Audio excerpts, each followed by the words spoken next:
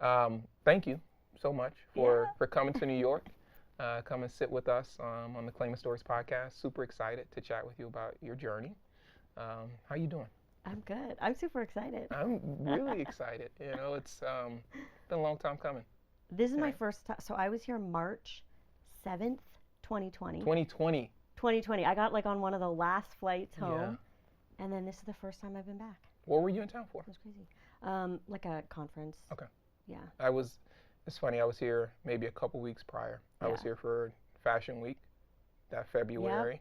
And then by like that first week of March is when like the big alert went out. Yeah, it was feeling weird. Like there were people in New York wearing masks. And I was like, why are people wearing masks? Like, when you're really busy, you're an entrepreneur, Yep. doing a lot of stuff. You're Like, I hadn't oblivious. really read the news. Yep. And I was like, why are all these people wearing masks? And then I was like, I gotta like find a flight. You're like, I gotta get up out of here. Yeah, that was crazy. Because I'm like, did everybody have, did we all have, or, I mean, the symptoms would have been stronger, but it was clearly around. Yeah. And like, we're just here. Yeah. It was all around us. But we're back, we're good. Things are Yeah. normalizing Yeah. again. I want to start a little bit with your background, right? And so, your mom's Chinese, father's white. How much of your Chinese heritage did you experience growing up? Like, was it very present or was it maybe a little more low key? Yeah. Hold on, sorry, there's something. You're fine. So I grew up in Los Angeles. Yeah. So when I was in Los Angeles, my Chinese grandparents lived maybe a mile from us. So we were over there for like Sunday night dinner Yeah. all the time. So I grew up around my Chinese culture. Yeah.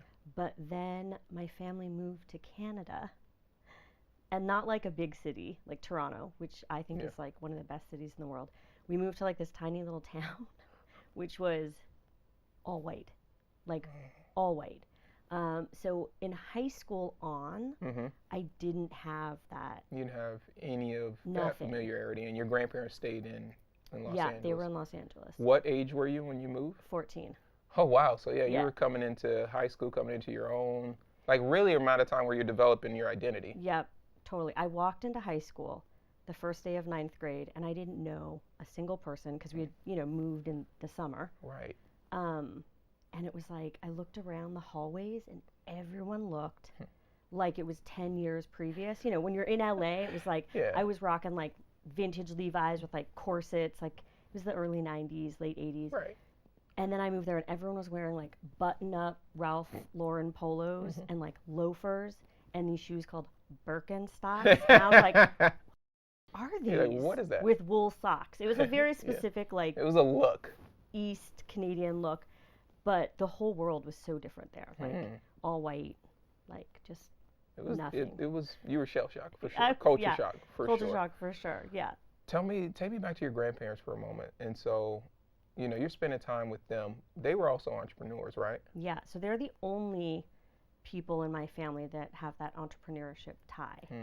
And they owned a Chinese laundry in Hollywood, Beverly Hills-ish, so in a white neighborhood, where they were not allowed to buy property. LA is very like segregated when it comes to What do property. you mean not allowed to buy property? Like legally or like? Yeah, legally. Like legally. I mean, this is why a lot of LA is like racially so segregated, because you could not buy property if you were Chinese. You could only buy in certain areas of the city, which is the same thing. Yeah. For like all races. I mean, Right. like everyone other than white. We definitely experienced that in Portland. Like Yeah. they're like literally for like decades. Yeah, You yeah, couldn't. yeah.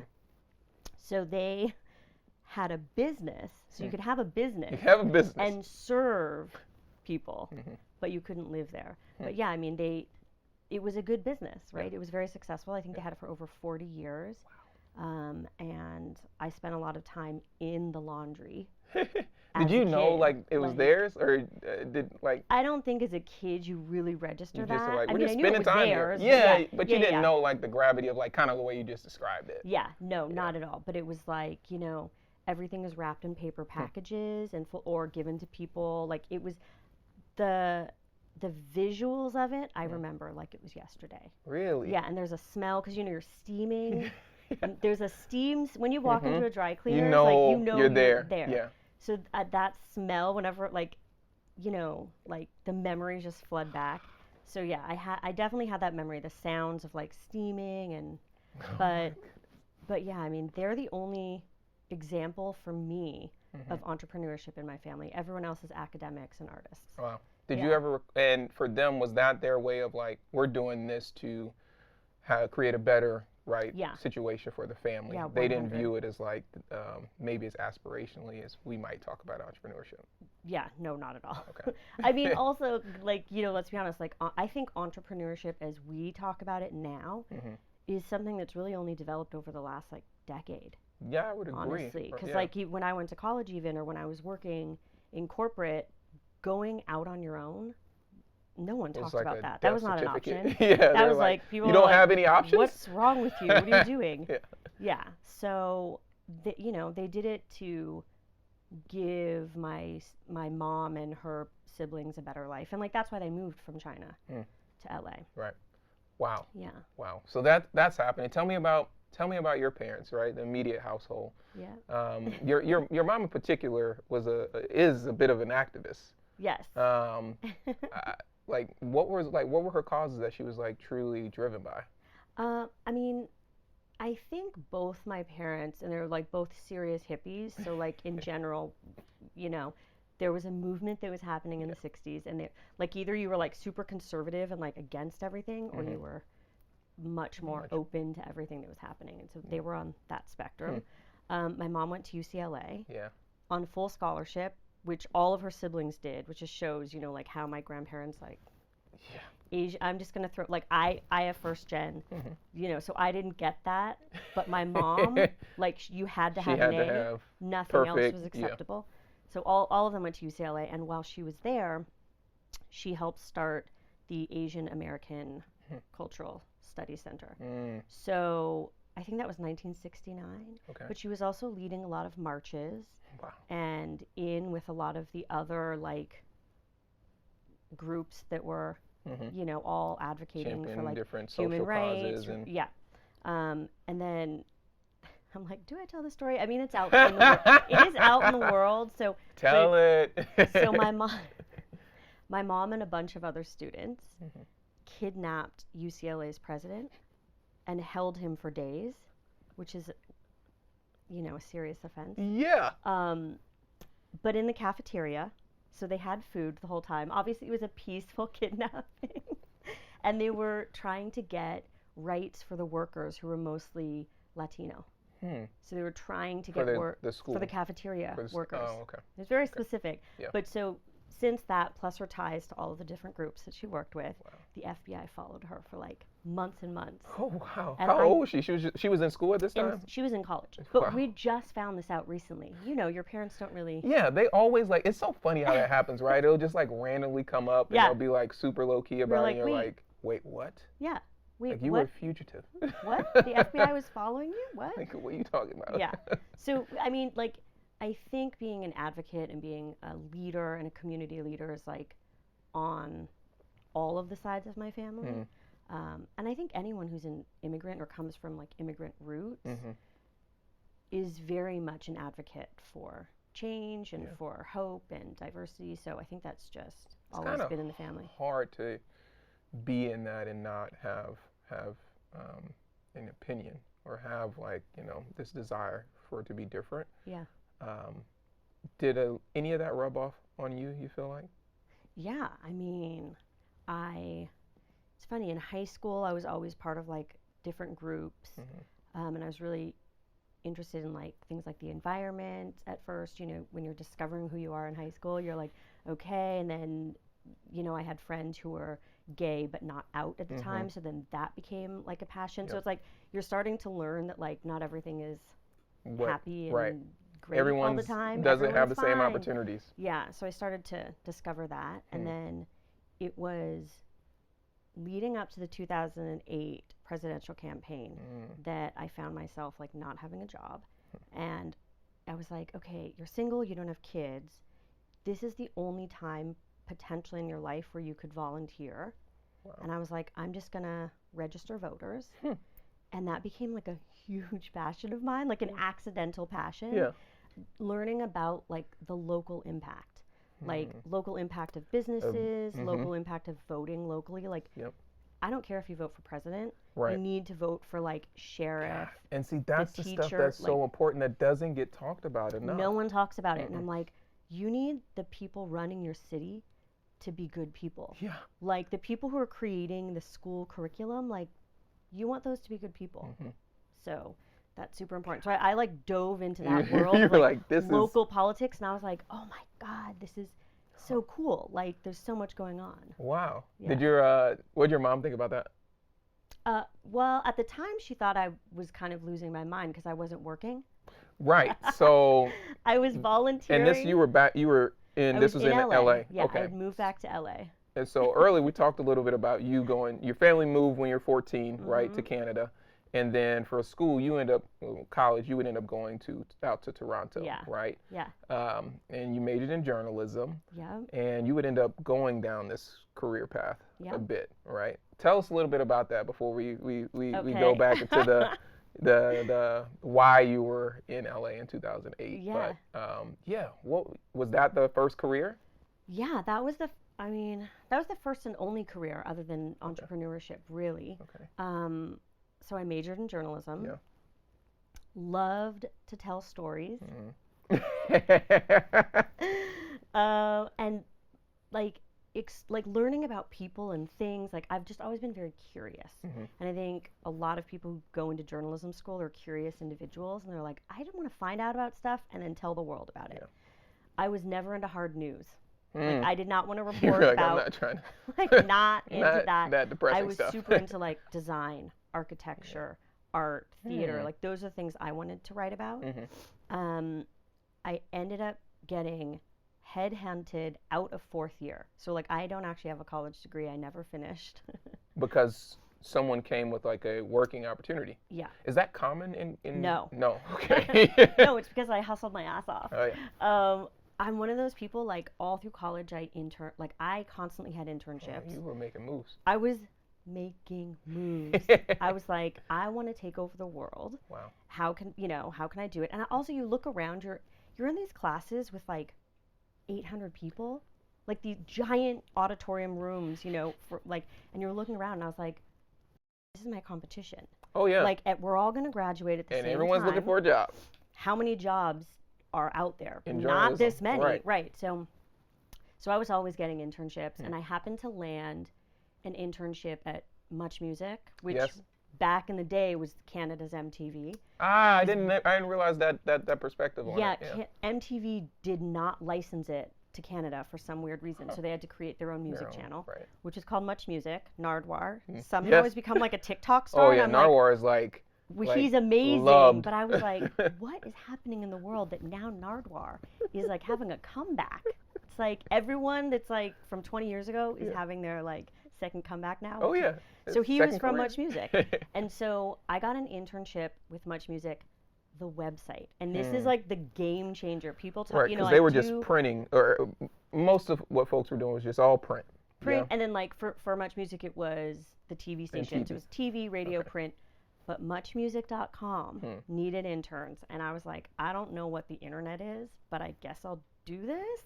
And I had to learn HTML. I was like, what HTML? Dude, it was so early on. Like, this is aging me, but that's okay. It's okay. It was so early on. Like, yes, there wasn't like, it's like all the websites wasn't ready now. made. There wasn't Squarespace. No, there wasn't Wix. Right. You had to put the code in. I was like so lost at the beginning. But that's the thing. I was the only person with any sort of like online experience. And so this company like found, I guess, my byline on muchmusic.com and called me. And they were like, we need someone to be the editor of this website. And I was like, yeah. I think the salary was $28,000. Oh my God. What do you... Back then I was like, I'm rich. Yeah, like 28. I haven't made this ever. Please, Like, I'll take it. Yeah, I mean, I was doing free internships, so I was like, yeah. And so that was senior year when you got headhunted. Yeah. So I just left and started working. Yeah. And I was lucky because it was all tech.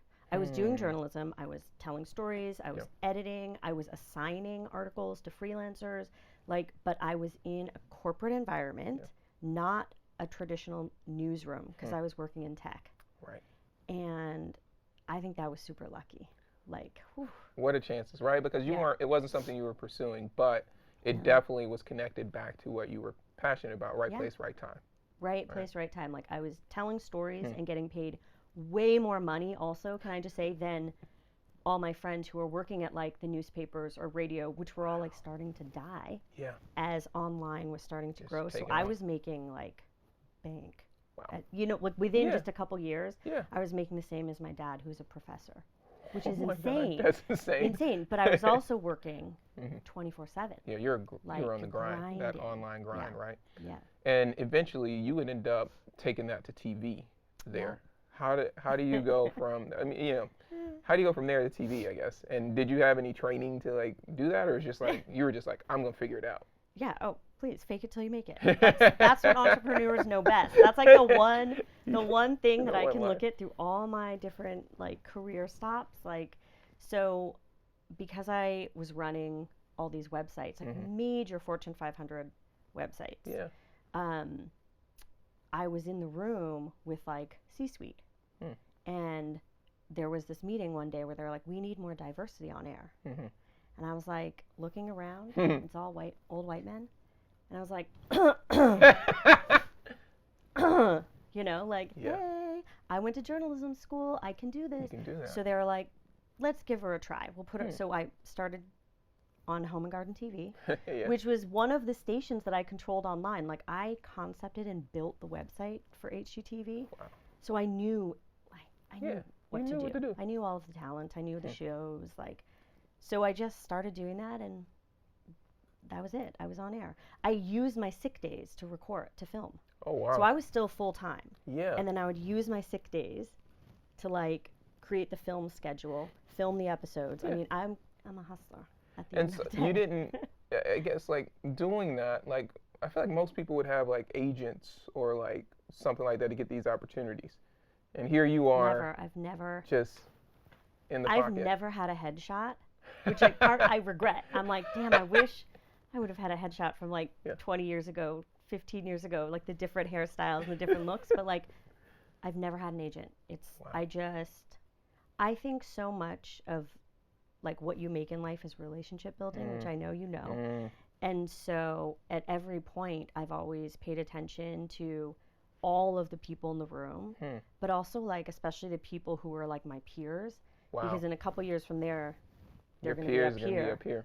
Yeah. It's interesting you have that perspective. And I first sort of really heard that sort of thinking a couple years ago. Issa Rae had done this interview, and she was like, some people focus on trying to just always network up, trying to get these people's attention. And she was like, you could spend a lot more time with your peers, because guess what? They're going to ascend. And now those are the people who know you, will vouch for you, and ultimately end up giving you an opportunity. Yeah. Right? That's 100. Pretty crazy, but it blew my mind. And that's been my experience. Yeah. Like, and I'm sure, the people at the top don't have time. Yeah. Like, they don't have time. They don't know you. They don't know. You know, maybe they'll take a chance on you, but, like, not really. Yeah. Yeah. So how's that going? How was that career going, and what did you have, I have to imagine you had greater aspirations, because you're a go-getter. You're literally, making, willing what you want into the world. So I have to imagine you're like, what else could I do with this? Yeah, it's funny, because especially like the listeners of a show like this, I feel like so often we're in a place of being in between, where let's say you're working at Nike, or you're working your corporate job, which I did for years, and I was really good at it. I was a beast, honestly. Like a corporate 9-to-5 environment, I thrive. I don't know what it is. You're over there doing laps. I'm like, oh, let me. These people are so lazy. Let me just like. So, like, I love that environment, but I never felt fulfilled. And I always felt like there would be days, like, maybe it's different. I don't want to base on gender, but, like, I don't know if, like, guys ever cry in the office. But, like, I had a corner office, and I'd be in there, and I'd be, like, crying. Because you're just miserable. Miserable. Wow. And I think because I was in between, I was doing something that I was very good at, but I didn't love necessarily. Yeah. And I feel like so many people are in that phase many times throughout their life. It's not just once or twice. Like, people need to understand, like, it happens. It's ebbs and flows. Yeah, like, life is long. You're not going to do the same thing for your whole life. At least I hope not, you know? Yeah. And so I think that, like, at some point you realize that you're meant for bigger things, but you don't know what that means. Like, what's a, you know, I was like, I'm meant for bigger. Right. I don't know what that is. So that I was ambiguity like, is just sitting in between you like, and that. Something doesn't feel right. So you're like, okay, am I going to go take over TV? Like, am I going to be a TV exec? Like, am I going to be a star on TV? And like, at the time, I moved from Toronto to LA thinking to pursue that. Yes. Okay. You know what? The American media is so blah, blah, blah. You know, it's not diverse. It's not, it's all like so by the book. And I was like, I'm going to revolutionize TV. Yeah. What a fool I was. Especially as someone who's never had an agent. And this was 2008 that you had moved like back. Early, so early, that's that. I'd say like 2006. 2006. Okay. I was like just flying to LA with 0 relationships, no headshot, no agent. And I was like, I'm gonna take over TV. Like, so ridiculous.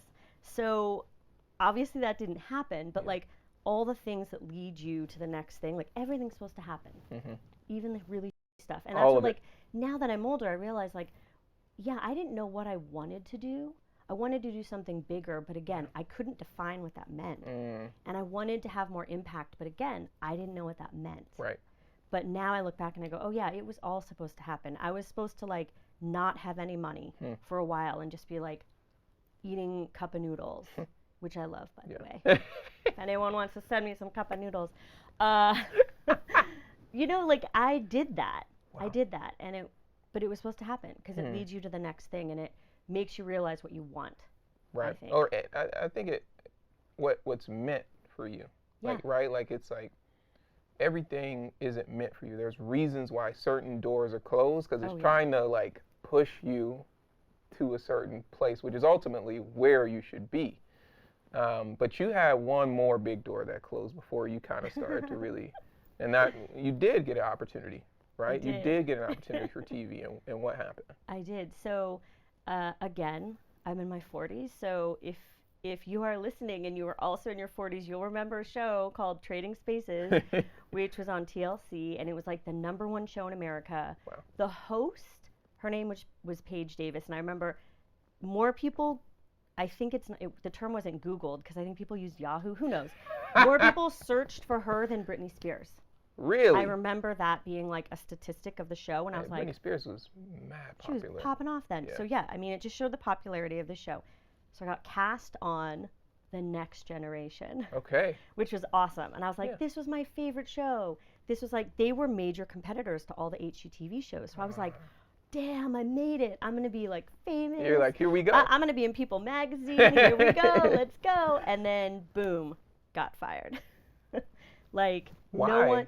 No one wanted The Next Gen.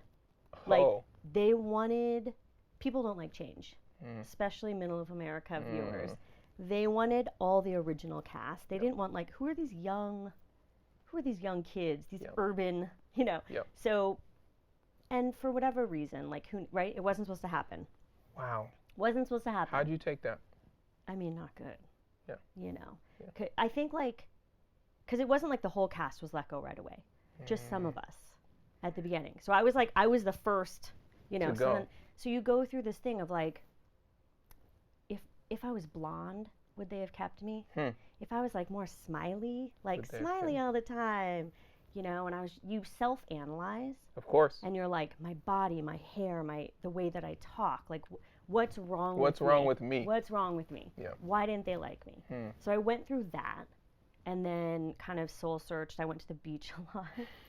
Hey, I mean, the Cali beaches are nice, so. I think this is why my mom thought that I was going, because she was like, what's happening out there, you know, like, but then I volunteered. And so that's what led me to volunteer, because I didn't have a job. I was like, I might as well just try this. I had savings. Yeah. And so I was like. Like how much is savings? Like how much runway we talking here? Like not a lot. Yeah. enough to pay rent. Yeah. But that's why I was eating cup of noodles. Yeah.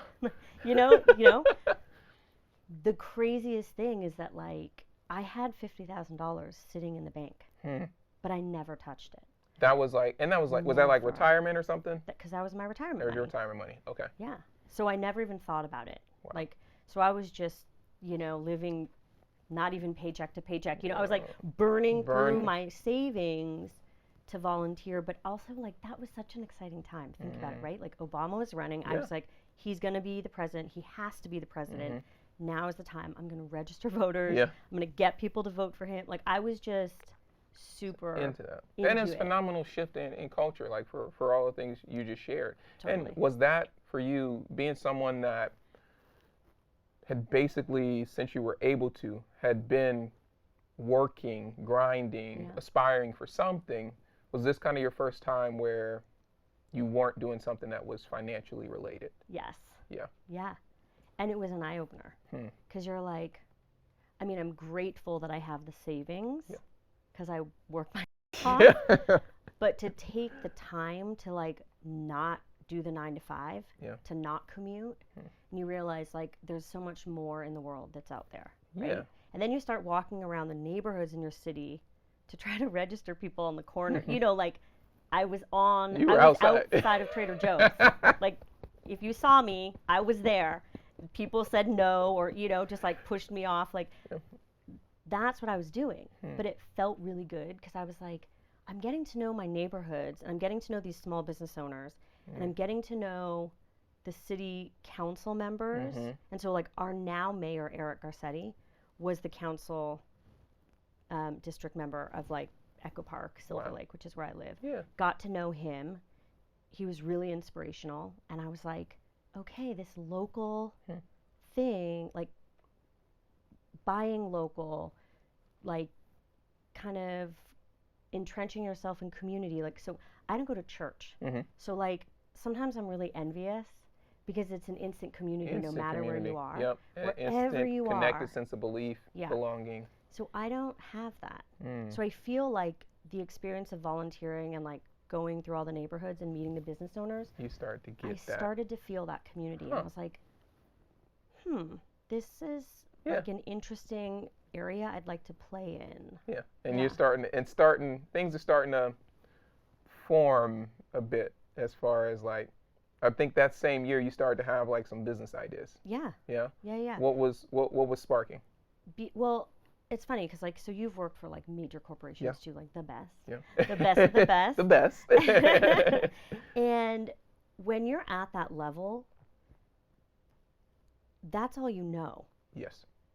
Like, so I know all the players at the top levels. I know who they are, I know what they do, I know where they came from, like, but when you then step away from that world, you're like, oh, there's so much more out there. It's a whole new world. Yeah. So much more out there. So like you really do start to meet like really cool people. And you're like, this person is just as inspirational, if not more, than the other people that I used to work with. And so I wanted to start to showcase those people. Yeah. And also that's that journalism coming in. You want to tell these stories. I want to tell these stories. And also like, let's be honest, like people on LA all the time. We were just doing it. And so it's like LA at that time, so again 2008, like you have to think about what was happening in the world. Paris Hilton was all over the news all the time. Velour sweatsuits, Von Dutch rhinestone caps. Like it was in my opinion, it was a very bad era. You didn't like velour? Actually, you know what, I do kind of. I'm hoping it comes back. But it was like there was something like that's what LA is known for, the beaches and for Hollywood. Yeah. And for like celebrity. Yep. But the LA that I knew, because I had stepped away, I was like down here with the people. Like, we have a really dope culture that doesn't get talked about. Like all these amazing curators, international curators from like Paris, Berlin, New York, they were moving from like major museums like the Met for jobs in LA. Wow. That was happening right at around that time. So I was like, oh, wait a minute. There's all this great art and curators coming from around the world because they want to live here. Yeah. Something is happening. And so I just knew that like we needed to showcase the small folks. You know, like I was like, there's great furniture makers, there's great fashion designers. Yeah. They're not known to the rest of the world yet, but they're doing great They're things doing here. awesome things, yeah. So let's showcase them. And so that was kind of the idea in my head. I was stuck in traffic, driving all over the city, wasting a whole day trying to find, you know, presents for my best friend. And I was like, this is a waste of time. Like, could I create an environment where people would come and shop from small businesses, and it's just like a pop-up mall. Yeah, and I was kind of like a flea I market, swap meet type of kind of combination vibe type of thing. kind of, but not at all. But not, but you know, curated. But yes, the same vibe that you get at like the Rose Bowl Flea, the same vibe that you'd get at like here in New York. You know, you've got Artisan Fleas. Yes. It used to be in Brooklyn in a warehouse that got demolished. Now it's a condo, but that's, you know, that's how it works. But like, yeah, like could I create that, but then bring my design and corporate experience and create an elevated experience. So it's not outdoors, you're not baking in the sun. It is going to be a different experience, and like, could I do that? And of course, you know, my answer was yes. You were like, yeah, I of course, think that I can sounds do like it. something I can go after. Yeah. Was the idea always to have it that big? Yeah. Yeah, from day one. So the markets are about 200 sellers. And at times we did ones that were 400. So I mean, that's so many vendors. That's larger than almost every trade show. Like 400 vendors is a lot. Yeah. And that was my vision though, because I also knew, you know, I was never officially in marketing.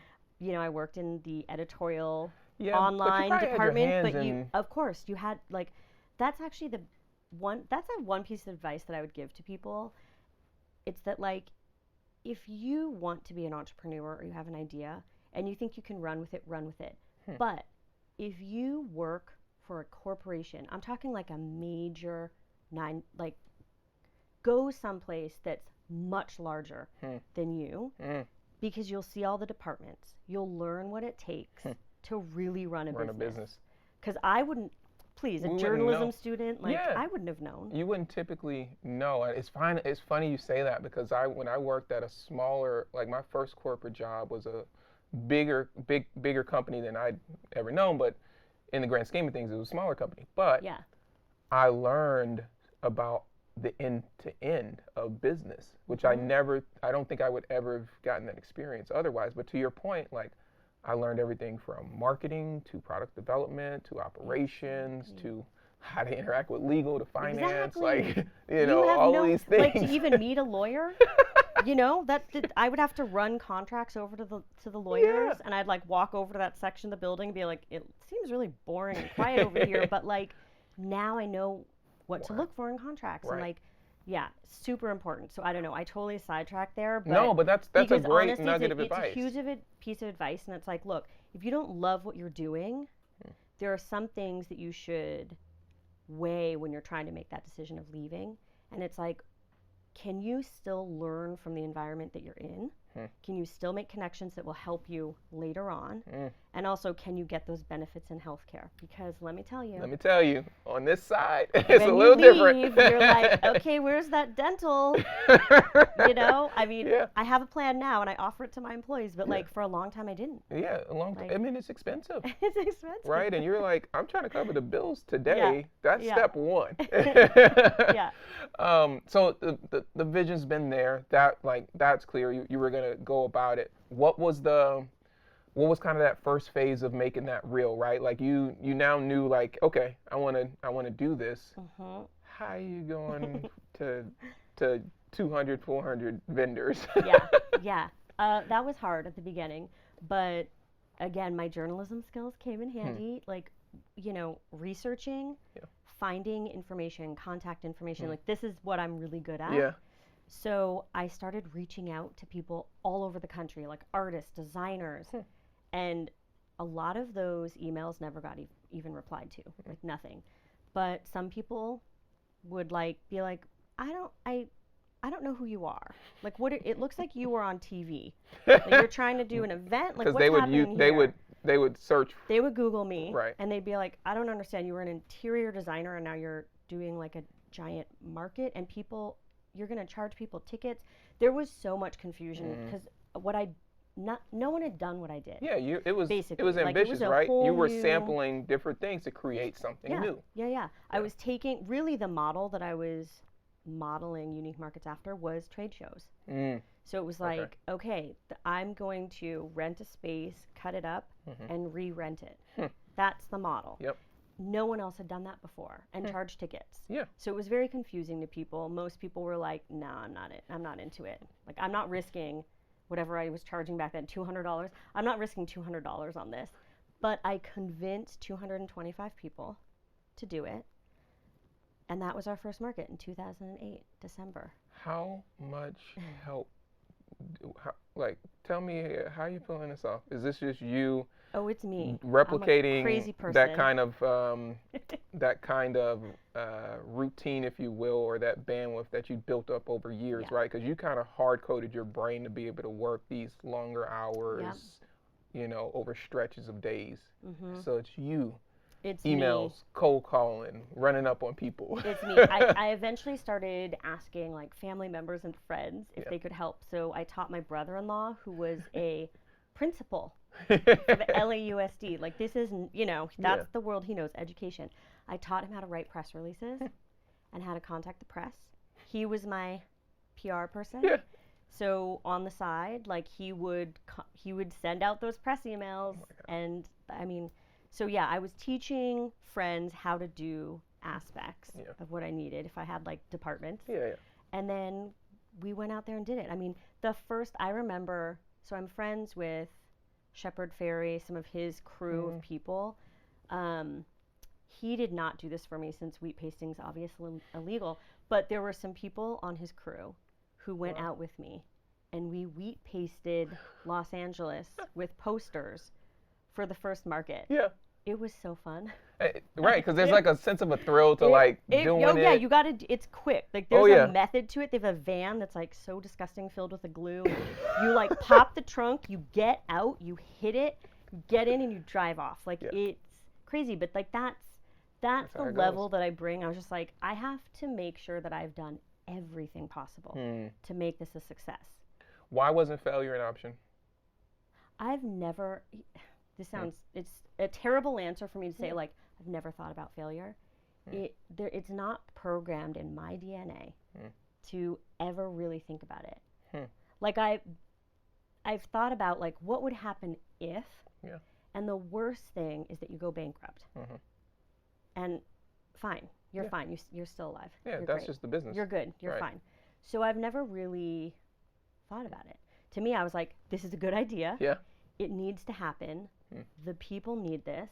This whole like world of small business that hadn't popped off, but like was going to, like, needs to be brought to the forefront. And I just like had that passion for it. And I was like, I think that when you really believe in yourself, failure isn't an option because I don't even address it. Like, the fact that I took my retirement money out, $50,000, like, you have to pay a penalty when you take it out. So wait, I was gonna ask you, because I was like, okay, you're doing this. I'm like, you get sponsors. It's like, how do you like pay for this stuff? No, but that's the other crazy thing. Okay, so think about it. 2008. It's a terrible recession. Yeah, so that's the other thing. We're in a recession. Like, no, there's no money. Please, if I had come from a business background, obviously I wouldn't have. He was like, I never would have done this. Because I would have been fearful. I would have been scared of stuff. But isn't that when they tell you to do stuff like this? Like now? Yeah, like, Steve Jobs, right. A lot of the big companies happened during recessions.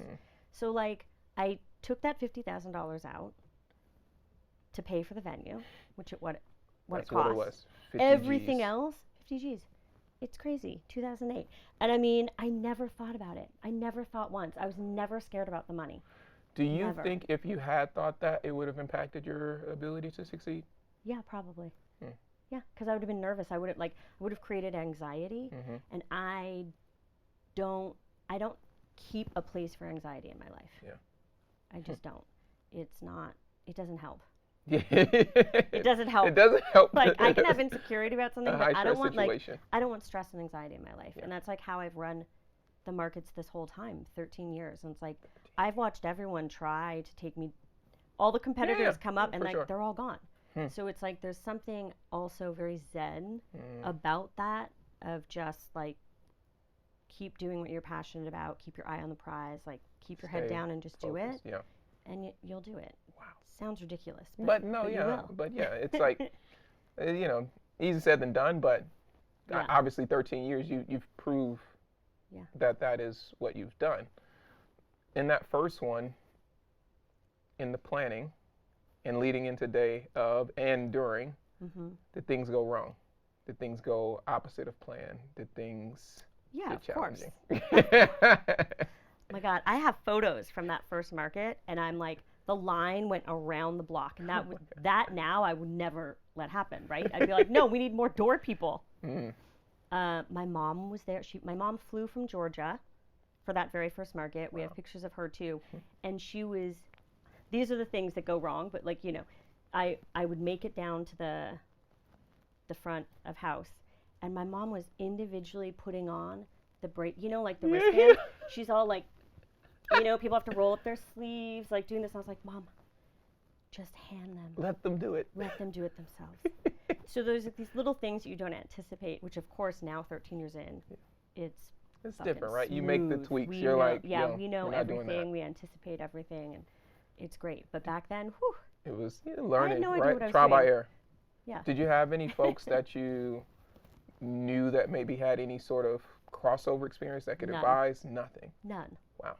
I mean, because also if you think, so like the word experiential is like in the language now. Yes. We all throw it around. Yes. 13 years ago, no. Same thing as entrepreneurship. So like no one really did events. Like I know, you know, Aaron who helped start Complex Con and like all of that stuff. Again, all of this stuff we're talking about happened in like the last 5 or 6 years. You're right.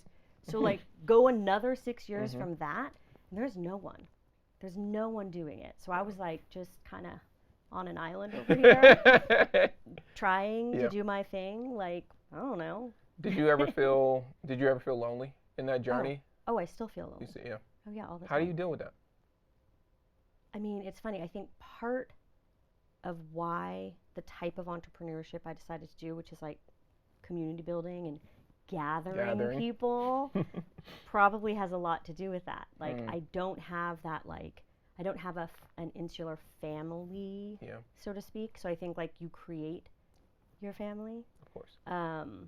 Your chosen family. So, yeah, I mean, I think that's part of the work that I do is creating that community and trying to further culture in that way. Yeah. The other thing, when I think about our events, even in 2008, is that when you look at photos and video throughout all the years, it's so diverse.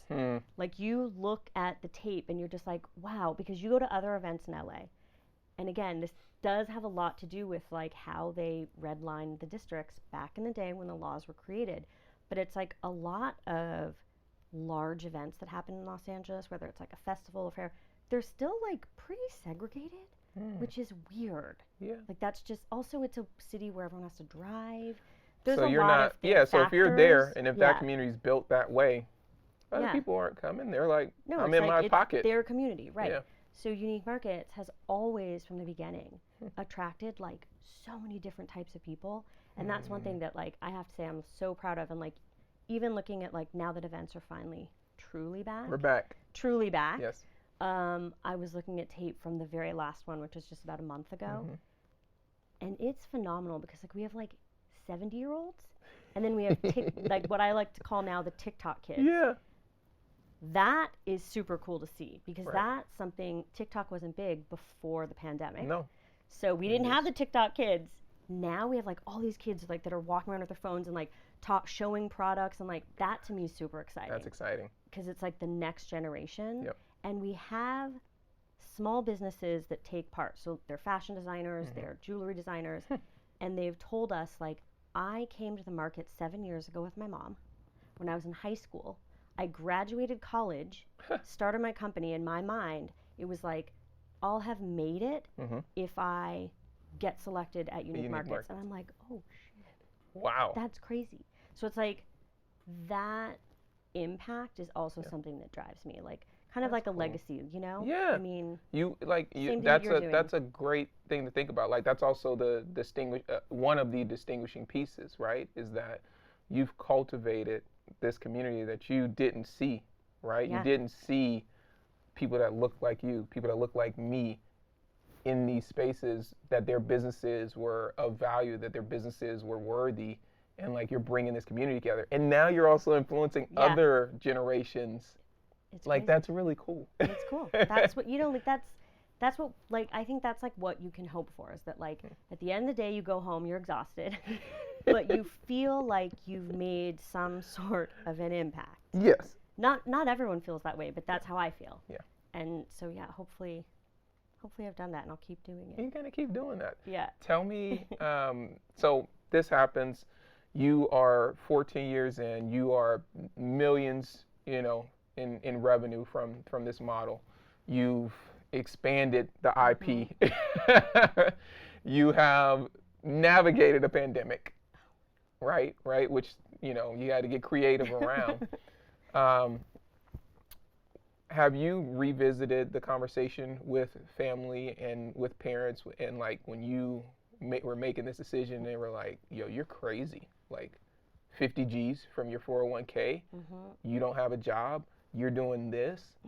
What does it mean to you when you think about it that way? Yeah, I mean, everyone did think I was crazy. I'm sure whenever you leave a stable, solid job, older generations are like, what are you doing? And peers. I mean, you gotta think, right? Like my aspiration as a child was sneakers. I ended up working at Nike, and then I left. Right. Everyone's like, why are you leaving your Like, dream you job? crazy. Why are you doing that? Yeah. So like you realize that everything happens for a reason. That was one step. Yeah. And you keep stepping until the day you die. Yeah. Like you're not here your whole life. You're going here, here, here. Right. So I look back on that, and yeah, I mean, everyone who said that I was crazy, who was 100%. I didn't have one person, I don't think, that was like, this sounds really cool, this is a good idea. Yeah. Everyone was very worried for me, but all of them, of course, now are like, damn, I didn't know you had it in you. Like, we just didn't know. We didn't know. And I think that's kind of cool. That's pretty validating, right? Because you knew, and now they see. Yeah. Right. Yeah. What advice would you have for younger entrepreneurs? You've been dropping great gems throughout, but I'm curious if there's anything that just, you know, really moves you that you hope to, whether it's through example or whether it's through actually mentoring. Like, what do you hope to, the message you would want to translate to the next generation coming up? I think it's that I always say dream big. I'm like, that's a big phrase in my life. Yeah. I'm sure, you know, you have phrases that come in and out of your life all the time. I love it though. So I'm always like, dream big, dream big. The thing about that phrase though is like, you have to dream big in order to see like the potential. Yeah. But you have to work so hard. And that's what I feel like so many people don't. They just want the 7-second TikTok. They want the like rush of like double tapping and liking and like, oh yeah, that's so inspirational. That quote's so inspirational. I'm like, okay, so dream big, but you have to work really, really, really, really hard. You're probably gonna like get depressed. You're probably gonna feel lonely. You're probably gonna question yourself, like, did I make the right decision? Yep. But if you apply your passion and your time and your skills, I truly believe you can do anything in the world, but you have to stick with it. You can't like think about it for a second, try it for a summer and give up. You have to keep going to get to that dream. It's not like an easy thing to pull in. No, you have to work, and it takes years. Like another saying that I love for people to think about is like, it's not an overnight success. It's overnights. Overnight success. That we shouldn't be like, oh, they're an overnight success. No, they probably took them 7 years. You know what I mean? Yeah. So I'd say you just gotta keep going and honestly work really hard. No one ever talks about that. Like I wash dishes. You know what I mean? Like I've worn uniforms that 100% are like flammable. Like I've worn hairnets. I've done all the things. You can't expect to just like get a job and be like, okay, cool, I got it. Yeah. I got it. I'm gonna have my own line now. No, like put the time in, work really hard, and you can do anything. I believe. I love that, and I love the statement in particular around the working hard aspect, because it gets, you're not necessarily promoting it from a hustle culture. there is just a degree of difference of, if you want to be a successful entrepreneur, it requires doing things that your colleagues and your maybe everyday community is going to be very unusual to them. Yeah. And that's part of why it feels lonely, is because Yeah. you are doing stuff that other people aren't doing in their day to day. And Yeah. I think it gets lost sometimes when we glamorize, Yeah. Oh, we totally. glamorize entrepreneurship. We have to also talk about the hours and the work Yep. and sometimes the feelings that don't align with the output Yeah. that you're putting in. Yeah, because everyone does see, like, they see you and I on Instagram. Yep. They see us in the public life, and it's Yes. like, flying to New York, doing this, doing that. It's awesome. Yeah. Like, it's like, I'm so grateful, Yeah. and it's such a privilege to. It really is such a privilege when you think about it. You're like, oh my God, this is I amazing. get to do that. That's dope. But at the same time, you're like, what you don't see behind the scenes is that, like, I miss birthday parties. My niece and nephew, like, like, I'm trying to be there for them all the time, every Sunday, but, like, sometimes it's not going to happen. So, like, you see that, like, it means you risk relationships. No one talks about that. You risk relationships, and you just risk, like, not being able to fully be present sometimes in other areas of your life. Yep. And you have to be okay with that. Yeah. And, like, obviously, I've come to a place where I'm okay with that. But it's that's the definitely trade-off. a thing. Yeah, Yeah. that's the trade-off. That's the trade-off. Sonia, this was great. Like, it was really great learning about your story and your experience. Oh, Thank you so much for It sitting was- with us. It was awesome being here. Awesome.